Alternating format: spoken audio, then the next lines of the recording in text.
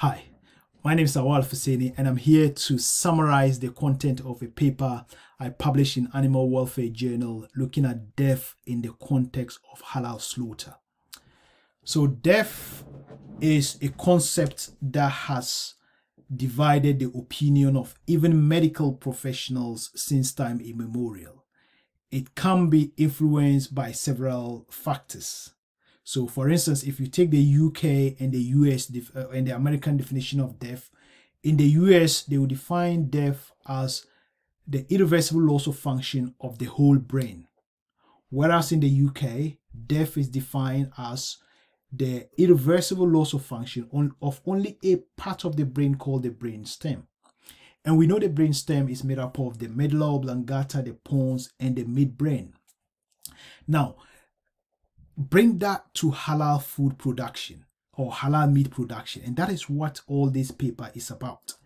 It's trying to look at the function of the brain in the control of conscious perception and death in relation to halal slaughter.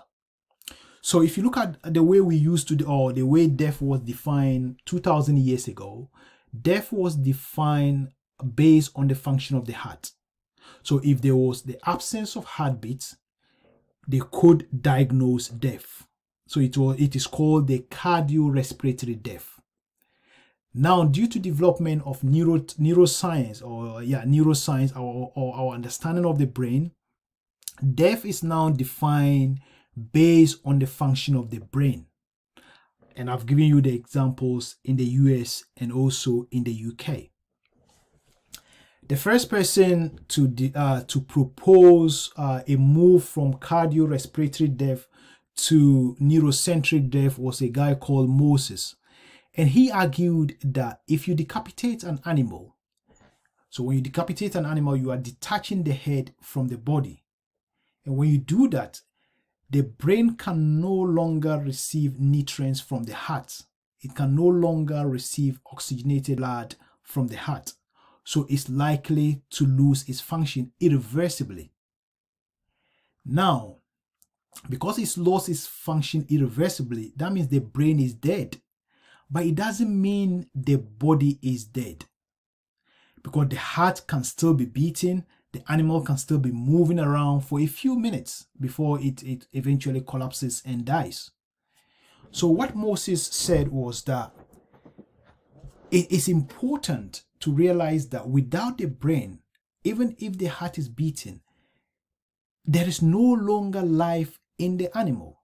So at the time the brain is dead, the animal should be confirmed as dead. So that is the time medical professionals moved from cardiorespiratory death to brain death or to neurocentric death. This is also important in halal slaughter in a sense that there are, if you are an Islamic scholar, a halal certification body, defining death based on the function of the brain, then you are likely to accept only two slaughter methods.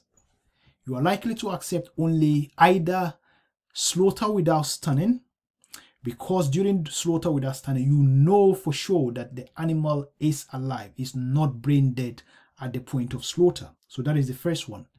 You are also more likely to accept electrical head only stunning, because that will not cause irreversible loss of function of the brain, because that stunning system is reversible. Now, if you are using mechanical stunning or captive bolt, penetrative captive bolt, for instance, when you stun with a penetrative captive bolt, you penetrate through the skull and also you destroy the brain physically. So you can cause substantial destruction of tissues. And when you do that, that is an irreversible damage to the brain. So the brain will not reverse to its original form. So it will die at some point.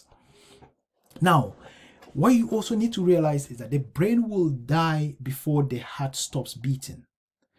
Professor Temple Grandin actually said it can take up to 8 to 10, it can take 8 to 10 minutes for the heart to stop beating after the brain is dead. So for those who accept or who define death based on the cardiorespiratory death, are more likely to accept penetrative captive bolt, because although the brain is dead, there is still a beating heart. However, many people will argue that the presence of a beating heart does not mean the animal is alive, as I've already given you the two definitions, but it depends on where you stand with regard to the definition of death. So that is the paper I talked to you about, Temple Grandin. If you just Google her name, she's got a website. If you go in there, you find so many papers on slaughter, on animal welfare. So I recommend it if you want to do further reading on that. So yeah, that is just a summary. As I said, I wanted to keep it as succinct as possible, as brief as possible, so that at least people know what is contained in that paper. So if you've got any question to ask on the topic I've discussed, or on halal slaughter in general, please do not hesitate to give me a shout, and I'll try as much as I can to explain the concept to you. And also, if you need any materials that can inform your decision on method of slaughter, on halal certification or anything like that, please give me a shout and I'll be more than happy to assist. So thank you very much for listening, and I'll be doing these short videos on the papers I've published, because I just feel people need to know what is out there, and people need to read those papers to be able to benefit something from them. All right, thank you very much.